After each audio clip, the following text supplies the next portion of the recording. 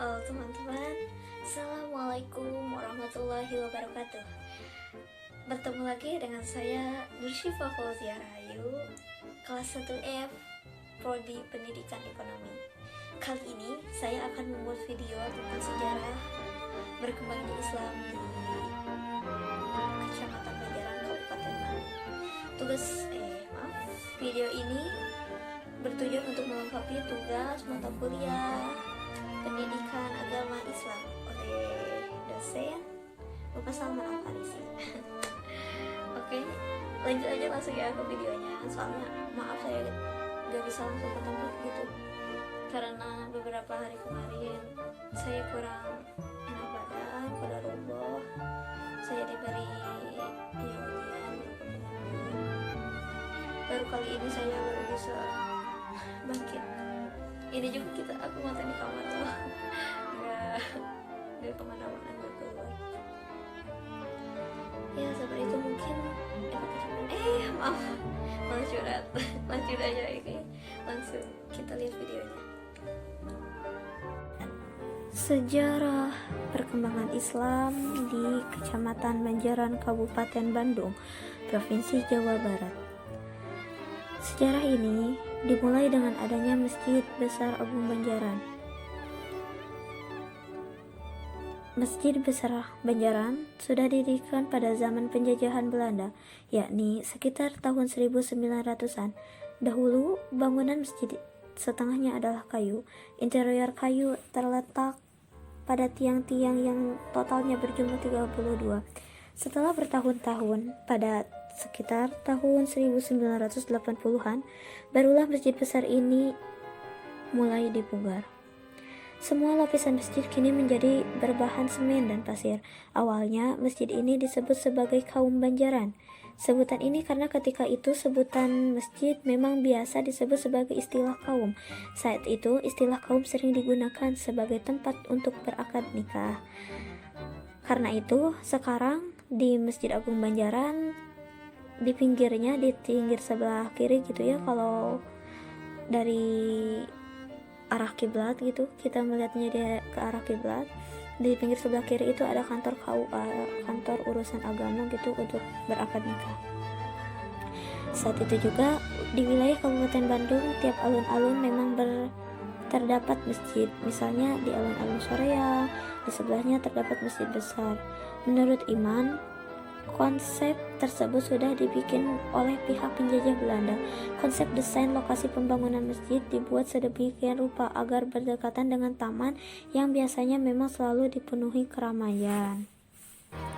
Luas lahan masjid besar ini sekitar 50 ke 50 persegi, sedangkan luas bangunan sekitar 30 ke 25 meter persegi.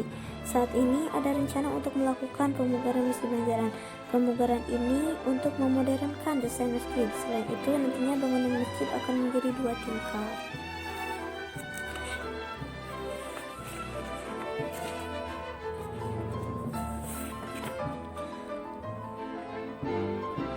Bangunan semi permanen itu tersendiri di atas ubin beratapan kayu, sedangkan dinding dari bilik sekitar yang ingin memiliki tempat ibadah agar khusyuk melaksanakan ibadahnya.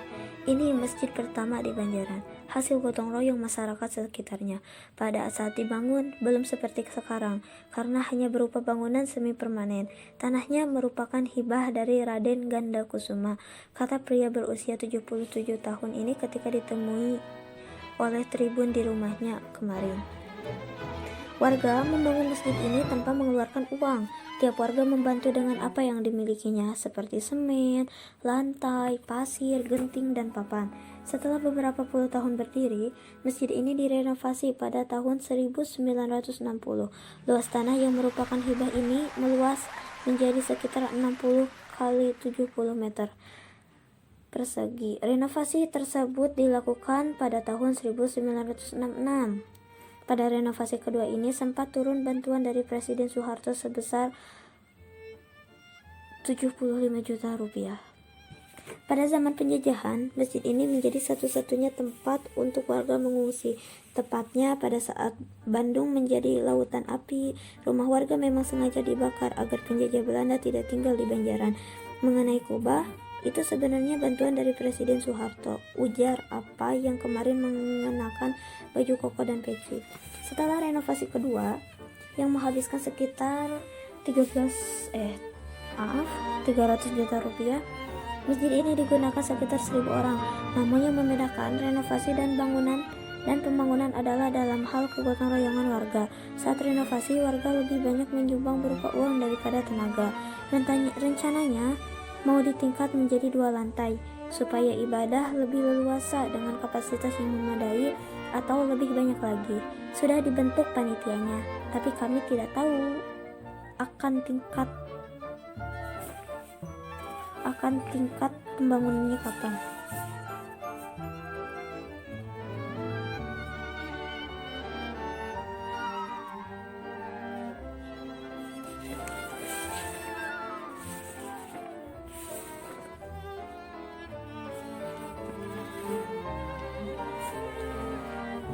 Kemudian dari beberapa sumber yang lain mengatakan Masjid Agung Banjaran adalah sebuah tempat yang pertama kali Islam berkembang pada zamannya, dari mulai zaman penjajahan atau sebelumnya itu ya, seperti dari ketika kerajaan Majapahit Majapahit di Jawa ya maksud dari kerajaan Tatar Pasundan, kemudian zaman Belanda, penjajahan Belanda, begitupun hingga zaman penjajahan Jepang, bahkan ketika Bandung Lautan Api, Masjid Agung Banjaran menjadi tempat di mana para warga Banjaran mengungsi.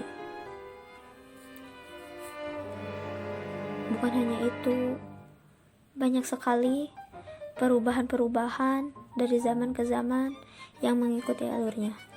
Di sebelah kanan yang sesudah pasar terdapat Pondok Pesantren Mubarakul Huda. Di sana adalah para kiai sesepuh yang menyebarkan Islam ke pelosok-pelosok Banjaran seperti Desa Makarjaya, Desa Ciapus, kemudian Desa Pasir Mulia, dan desa-desa di sekitarnya. Dulu juga saya sempat mengaji di sana dengan beliau Al-Maghfurullah.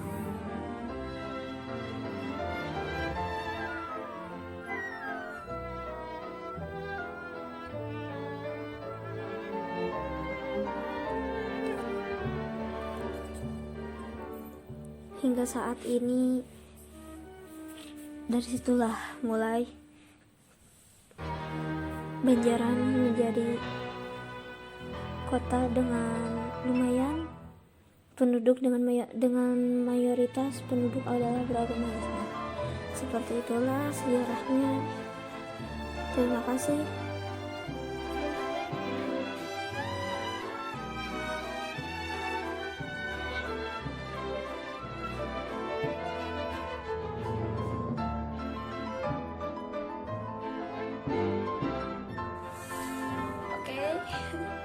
Gimana guys? Udah dilihat? Ya, seperti itulah. Jadi kesimpulannya, peradaban Islam yang dimulai di Kecamatan Banjaran ketika pada zaman Tatar Pasundan, kemudian penjajahan Belanda, hingga kejadian Bandung Lautan Api, kemudian pada masa penjajahan Jepang, hingga masa-masa kemerdekaan semuanya dimulai dari Masjid Agung Banjaran.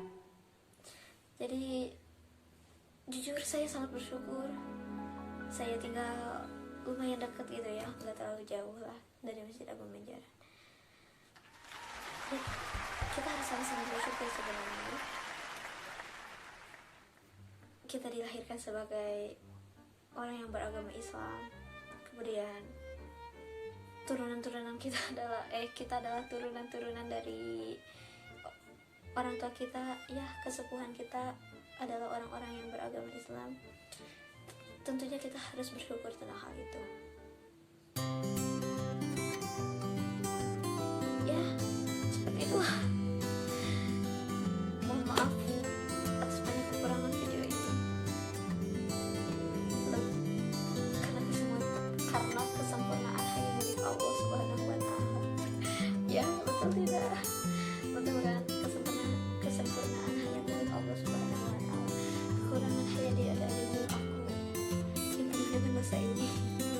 Oke, terima kasih untuk kawan-kawan semua. Jangan lupa like and subscribe channel ini meskipun agak kurang nyambung hanya sebagai untuk tugas mata kuliah.